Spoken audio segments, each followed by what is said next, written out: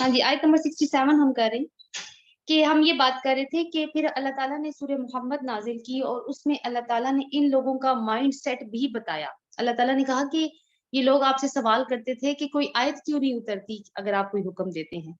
तो अब देखें, और वो किस बारे में, क्योंकि रसूलुल्लाह सल्लल्लाहु अलैहि वसल्लम जिहाद के बारे में और वो क्योंकि किताल के बारे में हुक्म हो रहे थे रसूलुल्लाह सल्लल्लाहु अलैहि वसल्लम की तरफ से, तो ये उनको मानने के लिए तैयार नहीं थे। तो फिर अल्लाह ताला ने वो आयत नाजिल की सूरह मोहम्मद में कि अब चूंकि किताल का हुक्म आ गया है, तो ए नबी ये आपकी तरफ ऐसे देखते हैं जैसे मरने वाले की आंखों में जब गशी छा रही होती है ना, तो वो कैफियत है इनकी। अब ये मैं आपको आयत का मफहूम बता रही हूँ इस वक्त। तो यहाँ पे भी आप ये देखिए कि बनी इसराइल का भी यही हाल है। पहले इन्होंने क्या कहा था कि हम तुम पे यकीन नहीं करेंगे जब तूर पे गए थे, कि जब जब तक हम खुद रब को देख ना ले। हालांकि ये लोग पहले देख चुके थे बहुत सारे मौजज़ात हजरत मूसा अलैहिस्सलाम के, जो कि बहुत काफी थे देखने वालों के लिए, उनकी रिसालत के ऊपर यकीन करने के लिए, और ये भी यकीन करने के लिए कि जाहिर है कि नबी अपनी तरफ से तो कुछ नहीं कर रहा होता। जो भी वो अहकामात दे रहा है या जो भी मौजज़ात दिखा रहा है, उसके पीछे अल्लाह ताला की हस्ती है, मौजूद है। अब ये जो हुक्म हुआ गाय की कुर्बानी का, ये क्यों हुआ, इसका एक बैकग्राउंड है। बनी इसराइल के अंदर कोई कत्ल हो गया था, कोई शख्स कत्ल हो गया था, और कातिल का पता नहीं चल रहा था। एक दूसरे के ऊपर इल्जाम लग रहे थे कि तुमने कत्ल किया, कोई कहता तुमने कत्ल किया। और ये मसला चलते चलते इतना गंभीर हो गया था कि आपस के अंदर एक तसादुम की कैफियत का के पैदा होने का डर पैदा हो गया था कि आपस में ये लोग एक जंग जंग की सूरत हाल में आ जाएंगे। तो अब ये मसला हजरत मूसा अलैहिस्सलाम के पास लाया गया, तो उन्होंने अल्लाह की वही के मुताबिक इनको जवाब दिया, क्योंकि नबी कुछ भी अपनी तरफ से नहीं कहता। सूरह नजम में इस बात की दलील है कि वो जो कहता है वो रब की तरफ से होता है। और हल क्या बताया कि गाय को ज़बह करो। तो इनको ये मसले का हल नहीं लगा बनी इसराइल को कि गाय को ज़बह करने का कत्ल से क्या ताल्लुक है। तो उन्होंने फिर कहा कि तुम तो मजाक बना रहे हो। अब यहाँ पे हमें एक कायदा याद रखने की जरूरत है कि अंबिया अल्लाह ताला के अहकामात के बारे में कभी मजाक नहीं कर सकते। यानी अहकामात की जहां तक बात हो, तो ये मुमकिन नहीं है कि नबी उस बात का को मजाक में करे, या इस तरह की कोई कोई शाइबा भी हो उसकी गुफ्तगू में कि जो किसी को भी किसी इस तरह के शक में या मुगालते में मुब्तला करे कि ये कोई मजाक का एलिमेंट इसके अंदर मौजूद है। तो ऐसी बात नहीं होती। लेकिन इसका ये मतलब नहीं है कि नबियों के अंदर सेंस ऑफ ह्यूमर नहीं होता। हमें काफी मौके पे अपने नबी हजरत मोहम्मद सल्लल्लाहु अलैहि वसल्लम की जिंदगी में ऐसे वाकयात नजर आते हैं जहां पे वो सहाबा के साथ हल्का फुल्का मजाक कर रहे होते हैं, बाकी लोगों के साथ भी। जैसे एक वाकया आपने भी सुना होगा, मैं फ्रेश कर देती हूँ आपके लिए, कि एक बूढ़ी औरत आई रसूलुल्लाह सल्लल्लाहु अलैहि वसल्लम के पास और उसने कहा कि क्या मैं जन्नत में जा सकती हूँ। तो रसूलुल्लाह सल्लल्लाहु अलैहि वसल्लम ने जवाब दिया कि नहीं, जन्नत में कोई बूढ़ी औरत नहीं जाएगी। तो वो इतनी परेशान हुई और उस परेशानी के आलम में पलट के ना निकल के चली गई। तो रसूलुल्लाह सल्लल्लाहु अलैहि वसल्लम ने अपने साहबा से कहा कि इनको वापस बुलाएं। जब वो वापस आई तो रसूलुल्लाह सल्लल्लाहु अलैहि वसल्लम ने फरमाया कि जन्नत में कोई बूढ़ा या बूढ़ी दाखिल नहीं होंगे, उन सबको वापस अपनी नौजवानी दी जाएगी और फिर वो अपनी जवानी की सूरत में ही दाखिल होंगे उसके अंदर। तो ये देखिए कि मजाक की बात है। इसके इसके अलावा और भी हमें मिसालें नजर आती हैं, लेकिन जहां तक मजाक की बात है तो नबी मजाक नहीं कर सकता। अब देखिए कि बनी इसराइल की कौम ने कहा कि मूसा क्या तुम हमसे मजाक कर रहे हो। तो फरमाया, क्या फरमाया उन्होंने आगे से कि कौला औज़ु बिल्लाहि अन अकूना मिनल जाहिलीन, कि मैं पनाह मांगता हूँ इस बात की कि मैं जाहिलों में से हो जाऊं। यानी अल्लाह के अहकामात का मजाक उड़ाना बहुत संजीदा बात है, और मैं ऐसी बात सोचने से भी अल्लाह की पनाह मांगता हूँ, क्योंकि ये सिर्फ शैतान की तरफ से हो सकता है। और मजीद क्या फरमा रहे हैं कि मैं अल्लाह की पनाह मांगता हूँ कि मैं जाहिल लोगों में से हो जाऊं। जाहिल कौन होते हैं? जो इल्म से खाली होते हैं, जो गाफिल होते हैं। और ये आकिल की जिद है, यानी आकिल का ऑपोजिट। आकिल कौन होता है? आकिल वो है जिसका अपने जज्बात पे कंट्रोल होता है। तो फिर जाहिल क्या हुआ? कि कोई ऐसा जिसका अपने जज्बात पे कंट्रोल ना हो, इसको ना मालूम हो कि वो क्या कह रहा है, वो क्या कर रहा है।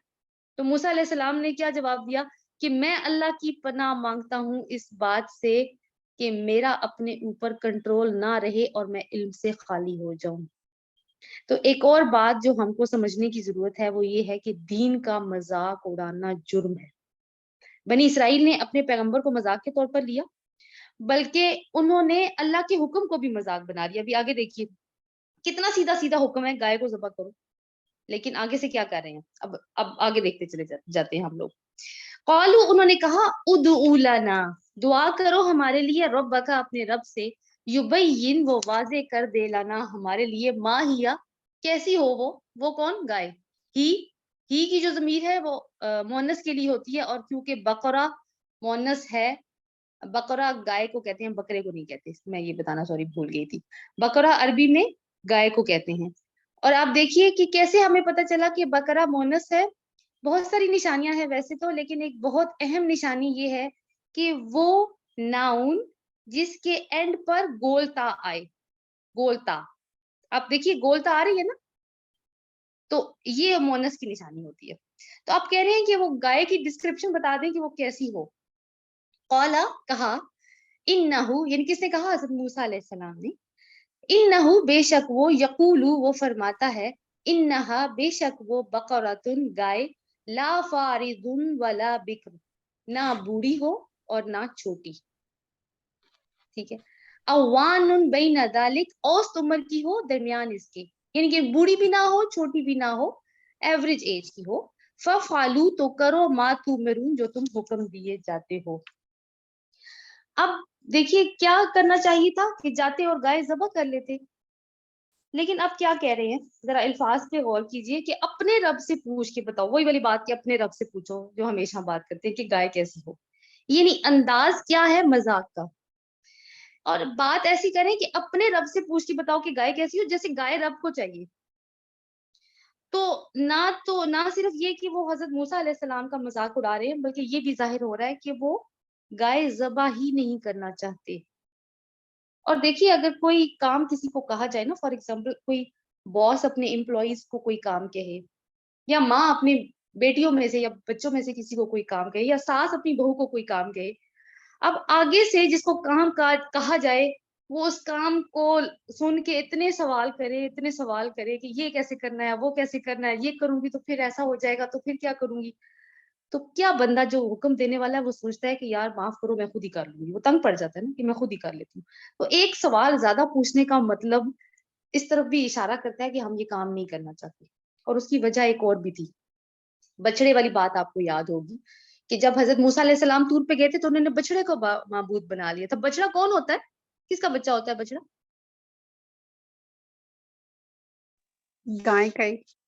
گائے کا. تو guy was a kind of sacred animal for them کیونکہ بنی اسرائیل بہت ٹائم تک فرعونیوں کے ساتھ رہ کر آئے تھے اور فرعونیوں کے لیے گائے بہت مقدس چیز تھی. تو یہ چیز ابھی ان کے دماغوں میں پڑی ہوئی ہے. اب موسیٰ علیہ السلام ان کو جواب دیتے ہیں کہ جو بھی دیکھیں کہ انہوں نے حضرت موسیٰ علیہ السلام نے ان کو بتا دیا کہ کس طرح کی گائے ہو یعنی عمر بتا دی اور اس کے درمیان اس کی ایج ہونی چاہیے. اب کہا جاتا ہے مفسرین کہتے ہیں کہ جب حضرت موسیٰ علیہ السلام سے یہ لوگ سوال کرتے تھے تو ظاہر ہے وہ خود جواب نہیں دیتے تھے وہ کوہ طور پہ جاتے تھے اور ان کے سوال کا جواب لے کر آتے تھے. اب آگے چل کے دیکھیے جو آخری حصہ ہے آیت کا ففعلوا تو کرو ما تؤمرون جو تم حکم دیے جاتے ہو. اب کرنے کے جو ہوتے ہیں نا یہ ایکشن ہے کرنا ایکشن ہوتا ہے نا کہ ففعلوا کر گزرو یا کر لو. تو ایکشن کو ظاہر کرنے کے لیے دو الفاظ ہوتے ہیں عربی میں ایک ہوتا ہے عمل اور ایک ہوتا ہے فعل. ففعلوا میں ہمیں فعل نظر آ رہا ہے فا عین لام عمل نظر نہیں آ رہا. فرق کیا ہے دونوں میں یہ بھی تو کہہ سکتے تھے نا کہ ایملو کر گزرو لیکن کیا کہا ففعلوا. فا جو ہے نا اس کو الگ کر لیجیے کیونکہ فا کا مطلب پس ہوتا ہے یا تو ہے لیکن افعلوا اصل میں بات ہے. ایملو کیوں نہیں کہا ایملو یہ جو عمل ہوتا ہے نا میں نے آپ کو بتایا دو چیزیں ہیں عمل اور فعل.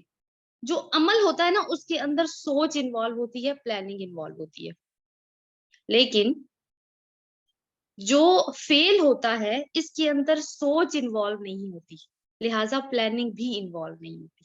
تو کیا فرمایا کہ بس کر لو سوچو مت یہ تمہارے رب کا حکم ہے تو تم اسے کر گزرو کیوں تم نے کوئی اتنی سوچوں میں پڑ گئے ہو کیوں اتنے سوالوں پہ سوال کر رہے ہو. اور ایک اور بات کی طرف بھی اشارہ ہوتا ہے کہ دیکھو اب سوال مت پوچھو سوال پوچھنے کی گنجائش ختم ہو گئی ہے تو کر گزرو. اگلی آیت دیکھیے قولو انہوں نے کہا کنہوں نے قوم نے اور قوم کون ہے کیا نام ہے قوم کا I know you people know it but even then I want to know بنی اسرائیل ٹھیک ہے. قولو انہوں نے کہا ادعو دعا کرو لنا ہمارے لیے ربک اپنے رب سے، یبین وہ واضح کر دے لنا ہمارے لیے، ما لونہا کیسا ہو اس کا رنگ، قالا کہا، کس نے؟ موسیٰ علیہ السلام نے۔ اب یہاں پہ تو آ گیا کہا، اب ہمیں لگتا ہے کہ فوراً ہی انہوں نے جواب دیا، لیکن ایسا نہیں ہوا، انہوں نے اللہ تعالیٰ سے پوچھا، اللہ تعالیٰ نے پھر جواب دیا، پھر آ کے انہوں نے اپنی قوم کو بتایا۔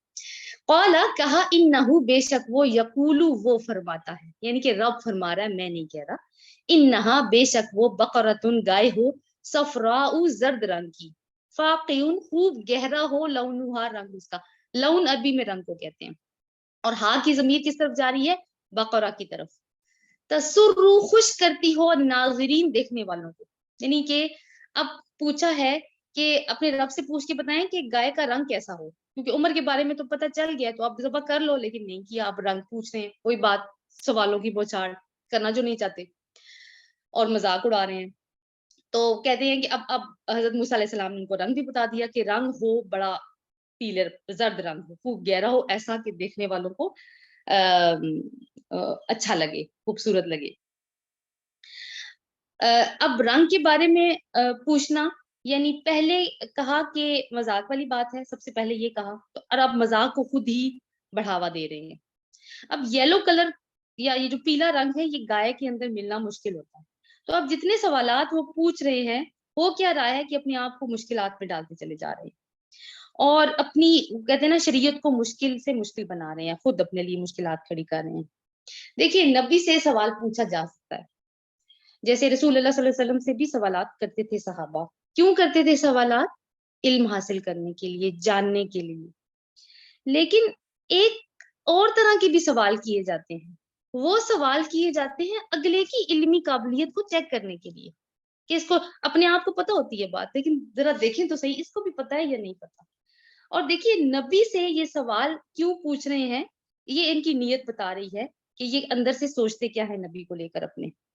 تو سوال پوچھنا، کہتے ہیں نا کوسچن کرنا الگ بات ہے، اس کو کوسچن بنا دینا، کوسچن مارک بنا دینا اس چیز کو، وہ الگ بات ہے، اور سوال کا کانٹینٹ بھی بتا دیتا ہے کہ کس نیت سے سوال پوچھا جا رہا ہے۔ سورہ مائدہ کی آیت نمبر ہے 101، اس کو ابھی فی الحال اپنے پاس نوٹ کیجیے، میں ابھی فی الحال آپ کو اس کا تھوڑا سا ترجمہ بتا دیتی ہوں، کہ اللہ تعالیٰ نے کہا کہ ایسے سوال مت پوچھو کہ اگر وہ تم پہ ظاہر کر دیے گئے تو تمہیں برا لگے، کیونکہ قرآن ابھی نازل ہو رہا ہے، تو سوالات جوابات ساتھ ساتھ آ رہے ہیں، تو تمہیں پتہ چل جائیں گے، سیشن کے اینڈ میں ٹائم ہوا تو پھر ہم اس کے اوپر بات کریں گے۔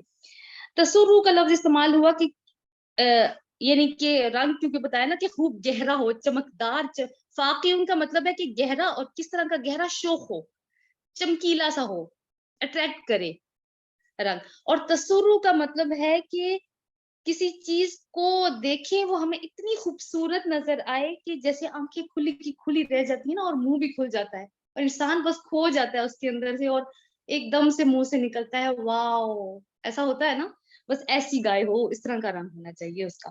تو اللہ تعالیٰ نے ان کا اس کا رنگ بھی بتا دیا ان کو۔ آگے بڑھ کے دیکھتے ہیں جی، قالو انہوں نے کہا، پھر کہنے لگے، ادعو لنا دعا کرو ہمارے لیے، ربک اپنے رب سے، یبین وہ واضح کر دے، لنا ہمارے لیے، ما ہیا کیسی ہو وہ۔ اب دیکھیے یہ بالکل وہی ہے، اب پہلا سوال دیکھیے گا ذرا، پہلے سوال میں انہوں نے کیا کہا تھا کہ آیت نمبر 68 میں دیکھیے، قالوا ادعو لنا ربک یبین لنا ما ہیا، اور یہاں پہ بھی کیا کہہ رہے ہیں بنی اسرائیل، قالوا ادعو لنا ربک یبین لنا ما ہیا، وہی والا سوال دوبارہ کہ وہ کیسی ہو۔ ان البقرہ بے شک گائے، تشابہ مشتبہ ہو گئی ہے، علینا ہم پر، یعنی ہمیں شبہ پڑ گیا کہ کیسی گائے چاہیے، وَإِنَّا اور بے شک ہم، انشاءاللہ اگر چاہا اللہ نے، لَمُهْتَدُونَ البتہ ہم راہ پانے والے ہو جائیں گے۔ یعنی اب کافی ڈیٹیلز ان کو مل گئی ہے گائے کے بارے میں، لیکن ایک اور سوال، تو کچھ مفسرین نے اس کے بارے میں لکھا ہے کہ ان کو احساس ہو گیا تھا کہ انہوں نے اپنے آپ کو مشکل میں ڈال لیا، اور اب اگر انہوں نے حکم پورا نہ کیا تو اللہ کا غضب بھڑکے گا ان کے اوپر، تو انہوں نے کیا کیا کہ گائے کو ڈھونڈنا شروع کر دیا۔ تو اب گائے کو جب ڈھونڈنا شروع کریں تو اس طرح کی گائے ملنا تو آسان نہیں ہے، جس طرح کی گائے اب انہوں نے بنا لی ہے، پہلے تو گائے تھی نا کہ گائے ذبح کر لو، اب وہ گائے بنا رہے ہیں اپنے لیے، تو گائے اب مل نہیں رہی۔ اب وہی سوال جو سب سے پہلے پوچھا تھا وہی والا پوچھ لیا، یعنی کہ اب ہم کنفیوز ہو گئے ہیں، اور ساتھ یہ بھی کہا کہ آپ ہمیں بتا دیں انشاءاللہ پھر ہم اگر اللہ نے چاہا تو ہم کو صحیح گائے کی طرف وہ ہماری رہنمائی کر دے گا. تو مفسرین نے یہ لکھا ہے کہ انشاءاللہ کی وجہ سے تھا کہ وہ اللہ تعالیٰ نے وہ گائے ان کو آخر میں پھر ملوا دی.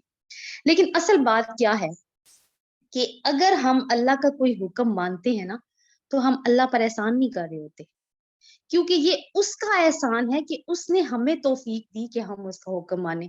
بہت سارے لوگوں کو وہ توفیق نہیں دیتا. چھوٹی سی بات ہے، نماز کو ہی لے لیں، بار بار اسی کی مثال سامنے آتی ہے کہ ہر ایک کو توفیق ہے اس چیز کی، پتہ تو ہے نا.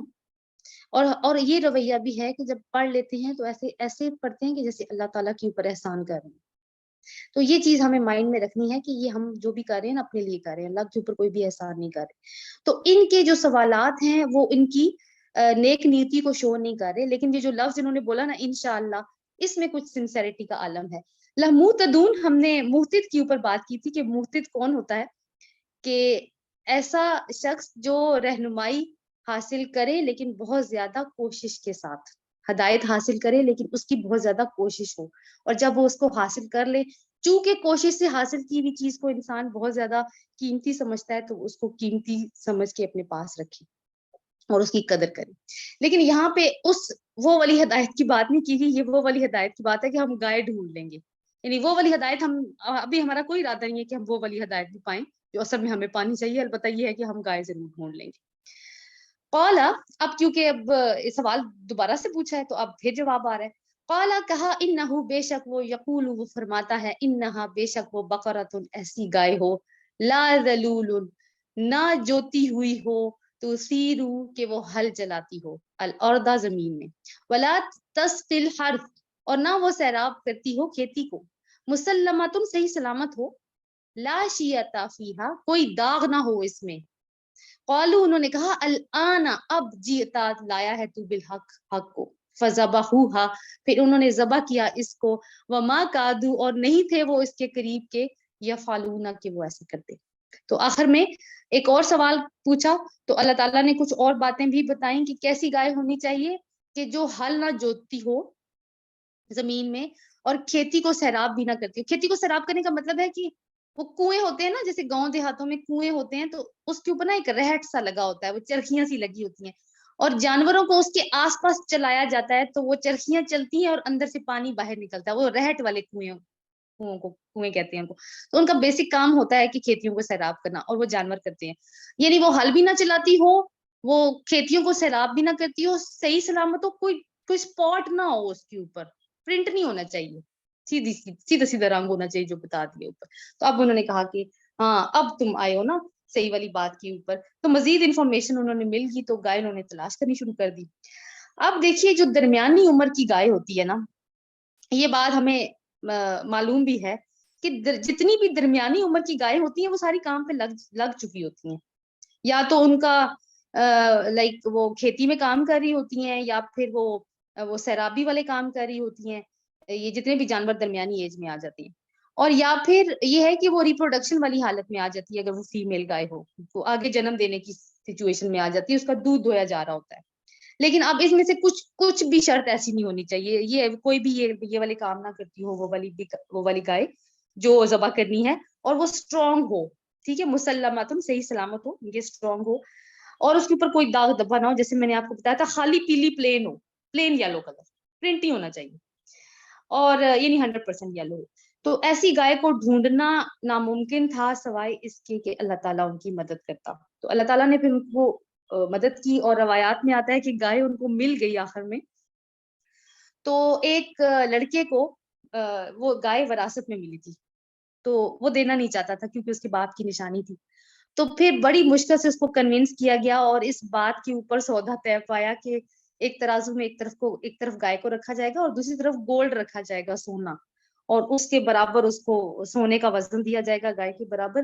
تو پھر خیر انہوں نے گائے لے لی اور اس کو ذبح کر دیا. اور اللہ تعالیٰ کہہ رہے ہیں حالانکہ وہ اس کی نیت نہیں رکھتے تھے، لیکن اب کیونکہ پریشر اتنا بڑھ چکا تھا، ایک تو خود اپنے لیے چیزوں کو مشکل بنا دیا تھا، تھوڑا ڈر بھی گئے تھے کہ اب اللہ تعالیٰ کا غضب بھی نازل ہوگا اگر ہم نے حکم پورا نہ کیا، اور انٹرنل پریشر بھی بہت زیادہ بڑھ گیا تھا. آپ نے دیکھا کہ وہ جو قتل کا معاملہ تھا نا، اس ایشو کو لے کر تو ان کو یہ کرنا ہی پڑا.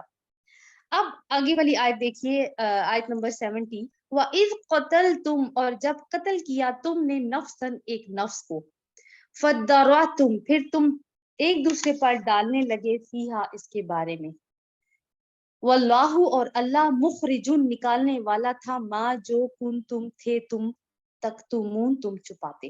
یعنی اب اس قتل کی بات آ رہی ہے جو کہ میں نے آپ کو پہلے وجہ بتا دی تھی، تو اب وہ وجہ یہاں پہ بتائی جا رہی ہے کہ گائے کو اصل میں ذبح کرنے کا حکم دیا کیوں گیا تھا. کیوں ذبح کرنے کا حکم دیا گیا تھا کہ وہ اگلی آیت جو ہے وہ اس کو مزید واضح کر دے گی، لیکن اس کو ہم تھوڑا سا جلدی سے دیکھ لیتے ہیں پہلے کہ اللہ تعالیٰ کہہ رہے ہیں کہ تم لوگوں نے وَإِذْ قَتَلْتُمْ تم نے قتل کیا. قتلتا نہیں کہا، دیکھیں قتل تو ایک بندے نے کیا ہوگا نا، تم کا سیگا آیا، یعنی کہ تم کا سیگا کا مطلب ہے جمع کا سیگا استعمال ہوا ہے، یعنی کہ اللہ تعالیٰ ایک بہت سارے لوگوں سے کہہ رہے ہیں کہ تم سب نے یعنی قتل کیا تھا. تو یہ اللہ تعالیٰ نے کیوں کہا؟ کیونکہ دیکھیے وہ گواہیاں چھپا رہے تھے، ان میں سے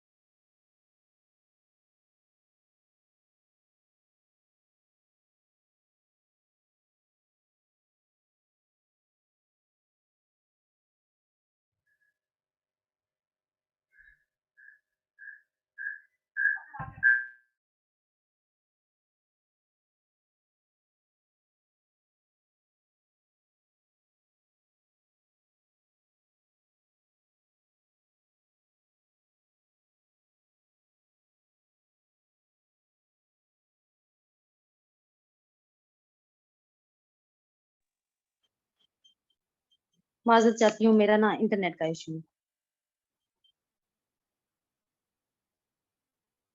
میری آواز آ رہی ہے اب آپ لوگوں کو؟ جی میم آ رہی ہے. اچھا کہاں سے کٹی تھی آواز بتا سکتے کہ ہیں؟ وہ گواہیاں چھپا رہے تھے. گواہیاں چھپا. ٹھیک ہے، ہم لوگ سبق ڈسکس کر رہے تھے. دیکھیے اگر ہم کوئی ناانصافی ہوتے ہوئے دیکھتے ہیں نا اپنے معاشرے میں، اور اگر ہم اس کو چھپا جاتے ہیں تو اس کا مطلب ہے کہ ہم بھی اس جرم کا حصہ ہیں. اسی لیے اللہ تعالیٰ نے ان کو سب کو ایک قسم کا مورد الزام ٹھہرایا کہ جب تم سب لوگوں نے قتل کیا. یعنی پھر اور دوسری بات کیا ہے کہ فَدَّرَأْتُمْ پھر تم اس کو ایک دوسرے پر ڈالنے لگے. یعنی فَدَّرَأْتُمْ کا مطلب ہے پھینکنا، ایک دوسرے کے اوپر الزام تراشی کرنا. یعنی کوئی کسی کو کہہ رہا تھا کہ ایسا تمہارا اس سے جھگڑا تھا نا، فار ایگزامپل تم نے قتل کیا ہوگا، تم اس کو ناپسند کرتے تھے نا، تم نے قتل کیا ہوگا، وہ فلانا معاملہ ہوا تھا نا تو تم نے کیا ہوگا. یعنی اگر اس طرح کی باتیں وہ چل رہی تھی تو اگر یہ جھگڑا حل نہ ہوتا تو کیا ہوتا؟ ایک فساد پیدا ہو جاتا. تو اللہ تعالیٰ کیا کہہ رہے ہیں کہ اللہ وہ نکالنے والا تھا، وہ ظاہر کرنے والا تھا. مخرج کا مطلب جس سے خارج جیسے ہے، خارج ایگزٹ کو بھی کہتے ہیں، نکلنا، باہر نکالنا چیزوں کو. جو تم چھپانا چاہ رہے تھے یا جو تم چھپا رہے تھے اللہ تعالیٰ اس کو ظاہر کرنے والا تھا. اب دیکھیے اللہ تعالیٰ نے ہمیں یہ نہیں بتایا کہ قتل کس نے کیا، کون قتل ہوا، کیا وجہ بنی وغیرہ وغیرہ. وہ ہم کو یہ سبق دینا چاہ رہے ہیں اللہ تعالیٰ کہ اس کے احکامات کو چیلنج نہ کرو. اور اس آیت کا خطاب بنی اسرائیل ہے، یہ ہمیں پتا ہے. نظر ایک سیکنڈ ٹھہریے گا، میں آپ کا سوال لیتی ہوں اس کے بعد. جن کو اب دیکھیے بنی اسرائیل کو تو پہلے سے ساری تفصیلات کا علم ہے، لیکن جب یہ آیات نازل ہو رہی ہیں مدینہ کے اندر، بنی اسرائیل کو خطاب تو کیا جا رہا ہے، لیکن اور کون سن رہا ہے ان آیات کو؟ جو مسلمان ہوئے تھے وہاں پہ وہ بھی. جی مسلمان بھی سن رہے ہیں، بالکل مسلمان. جی جہاں جہاں جی ندا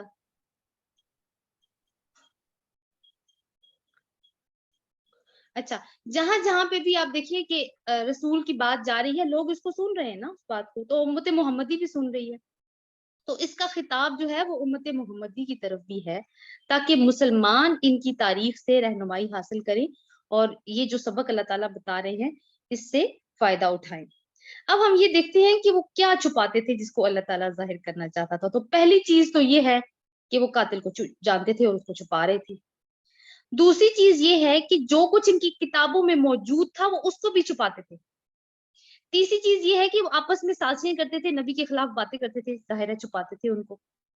اور ایک اور بات بھی یہ چھپاتے تھے کہ اب ان کو پتا تھا حضرت موسیٰ اللہ تعالیٰ کے پیغمبر ہیں، لیکن دل سے اس کو مانتے نہیں تھے، یعنی کہ اپنے آپ سے بھی اس بات کو چھپا جاتے تھے۔ تو یہ ساری چیزیں ہیں۔ اس کے علاوہ توریت کے قوانین بھی وہ چھپاتے تھے، اصل آیات میں تحریف کر کے انہوں نے ان اصل آیات کو چھپا دیا تھا۔ تو اللہ تعالیٰ یہاں پہ کہہ رہے ہیں کہ تم مسلسل جو کام کر رہے ہو نا، چھپاتے جا رہے ہو، ہر چیز ہی چھپا رہے ہو تم، تو اللہ تعالیٰ ہر چیز کو ظاہر کرنے والا ہے اور وہ کرتا جا رہا ہے ظاہر۔ جی منزہ کیا کہنا چاہتی ہیں آپ؟ میں نے یہی پوچھنا تھا کہ وہ قاتل کو کیوں چھپا رہے ہیں، وہ آپ نے بیان کر دیا بات۔ ہاں چلیں ٹھیک ہے۔ فقلنا پس کہا ہم نے اضربوہ مارو اسے ببعض ساتھ اس کے بعض حصے کے، کذالک اسی طرح یحیی زندہ کرے گا اللہ موتا مردوں کو، ویریکم اور وہ دکھاتا ہے تمہیں آیات ہی اپنی نشانیاں، لعلکم تاقلون پھر لعلکم تاکہ تم عقل سے کام لو۔ یعنی اللہ تعالیٰ ہمارے اندر ایک اور چیز جو ڈالنا چاہتے ہیں وہ کیا ہے؟ عقل۔ لعلکم آیا نا، اور ہم نے یہ بات بہت شروع میں پڑھی تھی کہ ایسی آیات جس میں لعلکم آئے گا اس کا مطلب یہ ہے کہ اللہ تعالیٰ چاہتے ہیں کہ یہ کوالٹیز ہمارے اندر آئیں، لعلکم تتقون تاکہ تم تقوی حاصل کرو۔ اب کیا کہا؟ کیوں گائے کو ذبح کروایا؟ اب بات آئی۔ اب کیونکہ پتہ تو چل نہیں رہا کہ قتل کیا کس نے ہے۔ اب ظاہر ہے جب قاتل کا پتہ چلے گا تو فساد ختم ہوگا نا، پتہ تو چل نہیں رہا۔ تو اللہ تعالیٰ نے کہا کہ اب یہ جو گائے تم نے ذبح کی ہے نا، اس کے گوشت کا ایک ٹکڑا لو اور اس ٹکڑے کو مردہ جو قتل ہوا ہے بندہ، اس ٹکڑے کو اس کے جسم کے ساتھ ٹچ کرو یا مارو، ٹھیک ہے۔ اس سے کیا ہوگا؟ کیا ہونا تھا اس سے کہ وہ اس مردے نے تھوڑی دیر کے لیے زندہ ہونا تھا، اپنے قاتل کا نام بتانا تھا اور پھر سے فوت ہو جانا تھا۔ تو یہ ایک اور معجزہ تھا کہ وہ ایک مردہ بندے کو زندہ ہوتا اپنی آنکھوں سے انہوں نے دیکھا، ٹھیک ہے۔ تو یہ اس آیت کا وہ جو ہے آپ کہیں گے the total story behind۔ اب یہ دیکھیے کہ یہ جو مردے کا زندہ ہونا ہے نا، یہ اللہ تعالیٰ کے حکم سے ہوتا ہے، کوئی اور نہیں کر سکتا اس کو۔ یہ حکم اب یہاں پہ کس طرح سے، اب مختلف طریقوں سے یہ حکم پورا ہو سکتا ہے، یہ اللہ کی اپنی مشیت ہے کہ وہ کیسے پورا کرتا ہے اس کو۔ یہاں پر یہ حکم کس طرح سے پورا ہو رہا ہے؟ گائے کو ذبح کروا کر، مطلب ذبح کروانے کی شکل میں پورا کروا رہے ہیں اللہ تعالیٰ۔ اللہ تعالیٰ کے کن کہنے سے، کلمہ کن سے بھی مردے زندہ ہو سکتے ہیں، وہ کرنا چاہے تو۔ یا وہ کہتے ہیں نا، میں کہتا ہوں ایک چیز کو کہ کن ہو جا فیکون، تو بس وہ ہو جاتی ہے۔ اب یہ پانی سے بھی ہو سکتا ہے، کیونکہ اللہ تعالیٰ نے قرآن میں اس کو لکھا ہے کہ جب زمین مردہ پڑی ہوتی ہے نا تو وہ آسمان سے بارش برساتے ہیں اور اس کو مردہ زمین کو زندہ کر دیتے ہیں، یعنی کہ وہ زندگی واپس لاتے ہیں۔ اب مردے میں جان کس طرح سے آتی ہے، یہ ہم اس بات کو نہیں، عقل کی بنیاد پر تو ہم اس بات کو نہیں سمجھ سکتے، لیکن اللہ تعالیٰ کہتے ہیں کہ میں تمہیں اپنی نشانیاں دکھاتا ہوں تاکہ تم عقل سے کام لو، دماغ استعمال کرو اور ایمان لے آؤ، ٹھیک ہے۔ تو آپ دیکھیے کہ وہی والی بات پہ واپس چلتے ہیں کہ جب پہلی بات میں وہ آئے ہیں حضرت موسیٰ علیہ السلام کے پاس کہ قتل کا معاملہ ہے، تو انہوں نے کہا کہ اللہ تعالیٰ کہتے ہیں گائے ذبح کرو۔ تو ہمیں کتنا بڑا اس چیز کے اندر ایک لیسن ہے کہ بعض اوقات اب ان کو یہ بات سمجھ میں نہیں آئی، انہوں نے کہا نہیں یہ تم مذاق کر رہے ہو، کہ ہمیں بھی بہت سارے اللہ تعالیٰ کے احکامات ایسے قرآن میں بھی آئیں گے، نہیں سمجھ میں آتے، ان احکامات کی کیا حکمت ہے ہم ادراک نہیں کر سکتے۔ ہو سکتا ہے کہ کبھی بعد میں وہ چیزیں نکل آئیں، ابھی نہیں نکلی، ایسی بہت ساری چیزیں ہیں قرآن میں موجود، لیکن دیکھیے وہ ہوتے کس کے فائدے کے لیے؟ وہ ہمارے فائدے کے لیے۔ اب گائے کا ذبح کرنا جس کو اتنا پرولونگ کر دیا انہوں نے، جو بھی ان کی نیتیں تھیں وہ ہم نے چلے ڈسکس کرنی ساری، لیکن فائدہ کس کا ہوا اس میں؟ بنی اسرائیل کو، اور تو کسی کو فائدہ نہیں ہوا۔ کیا اللہ کو فائدہ ہوا اس چیز کا؟ کیا موسیٰ علیہ السلام کو فائدہ ہوا اس چیز کا؟ لیکن بات سبق کیا نکلتا ہے کہ اللہ تعالیٰ جو بھی حکم دے مان جائیں، اس میں میم میخے نہ نکالیں، کیونکہ اللہ کے احکامات اس کی حکمت پر مبنی ہے۔ اور ماننے میں توکل کی بات ہے، سب سے بڑی بات توکل کی ہے، اور توکل ایمان کا بہت اہم حصہ ہے۔ اب دیکھیے کہ جب جب وہ ایمان کا تعلق کس چیز سے ہے؟ غیب کے ساتھ ہے نا۔ اب غیب کے اوپر جو ایمان لاتے ہیں وہ کون لوگ ہوتے ہیں جو غیب پہ ایمان لاتے ہیں؟ بہت شروع میں ہم نے پڑھا متقین متقین، بالکل متقین ہیں جو غیب کے اوپر ایمان لاتے ہیں۔ ہم سب، اب ہم نے اللہ کو نہیں دیکھا تو اس بات پہ کتنا بڑا ایک سوال اٹھ سکتا ہے کہ جب ہم نے اللہ کو دیکھا ہی نہیں، ہم جانتے ہی نہیں وہ ہے یا نہیں ہے، تو ہم کیسے مان لیں کہ اس نے یہ سارے حکم دیے؟ تو بات کہاں پہ؟ اب دیکھیے یہ سارے واقعات کتنی ایک بڑا لیسن ہمارے لیے چھوڑ رہے ہیں کہ اللہ کی ہر حکم کے پیچھے، چاہے وہ فی الحال ہمیں سمجھ میں آ رہا ہے یا نہیں آ رہا، نبی کا حکم بھی ایسے ہی ہے، نہیں فی الحال سمجھ میں آ رہا، لیکن اس کے پیچھے ہمارا ہی فائدہ چھپا ہوا ہے، ہماری ہی کامیابی کا راز ہے اس کے پیچھے۔ تو بات وہیں پہ پھر آ کے ختم ہوتی ہے کہ توکل اور ایمان، اور یہ انہی لوگوں کے اندر ہوتا ہے جو متقی ہوتے ہیں، اور متقی وہی ہوتے ہیں جو پھر غیب پہ ایمان رکھتے ہیں۔ چلیں جی یہیں تک رکھتے ہیں ہم آج کی آیات کو۔ سمیرا آئی ہوپ کہ I fulfilled my commitment for today, yes? کہ کچھ رہ گیا؟ جی ایسا ہی ہے۔ ایسا ہی ہے۔ چلیں جی انشاءاللہ اگلے ہفتے ملاقات کریں گے دوبارہ سے۔ مرزا آپ کا ہینڈ ریزڈ ہے، still there is any question? جی میں نے کہا کوئی سوال ہے آپ کا؟ نہیں سمجھ آ گئی ہے۔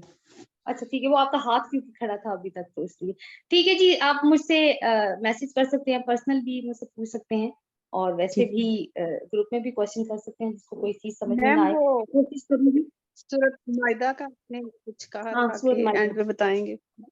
ٹھیک ہے ہمارے پاس وقت ہے تھوڑا سا، سورۃ مائدہ کھولنی پڑے گی، سورۃ مائدہ کھولیے گا پھر آپ لوگ۔ 6 منٹس ہیں۔ 6 منٹس ہیں، ٹھیک ہے سورۃ مائدہ کھولیے۔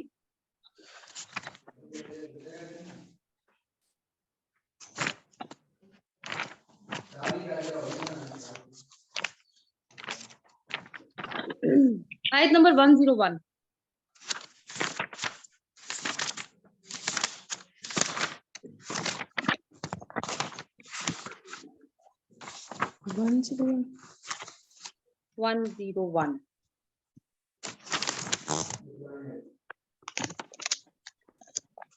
جی ہاں جی کون سا پارا ہے؟ چھٹا یا پانچواں؟ نہیں میم 7واں پارا ہے۔ 7واں ہے۔ ہاں جی کھول لیا آپ لوگوں نے؟ جی جی میم۔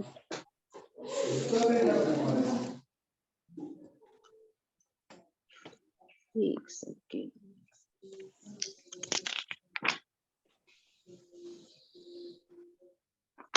یا ایھا الذین آمنوا لا تسألوا عن اشیاء، یہ والی آیت ہے نا؟ میرے پاس اس میں اسکرین شاٹ اس کا کیپچر جی کیا جی میم یہی ہے، جی ٹھیک ہے یہی۔ ٹھیک ہے، میں اس کا ترجمہ پڑھتی ہوں آپ کے سامنے۔ یا ایھا الذین آمنوا، اے لوگوں جو ایمان لائے ہو، کس سے خطاب ہو رہا ہے؟ وہ لوگ جو ایمان کے دعوے دار ہیں۔ لا تسألوا، نہ تم سوال کرو، عن اشیاء، ان چیزوں کے بارے میں، ان اگر تبدا ظاہر کر دی جائیں، لکم تمہارے لیے، تسوکم تمہیں ناگوار گزریں گی، وَإِن تَسْأَلُوا عَنْهَا، اور اگر تم سوال کرتے ہو ان کے بارے میں ہی نہ، اس وقت يُنَزَّلُ القرآن، جب قرآن نازل ہو رہا ہے، تبدا ظاہر کر دی جائیں گی، لکم تمہارے لیے، عفا اللہ عنہا، اللہ نے تمہیں معاف کر دیا اس سے، کہ یعنی کہ کوئی واقعہ ایسا ہوا ہوگا نا جب بہت سارے سوال کیے ہوں گے۔ واللہ غفور الحلیم، اور اللہ تعالیٰ بہت زیادہ مغفرت کرنے والا ہے، بہت بڑے حلم والا ہے۔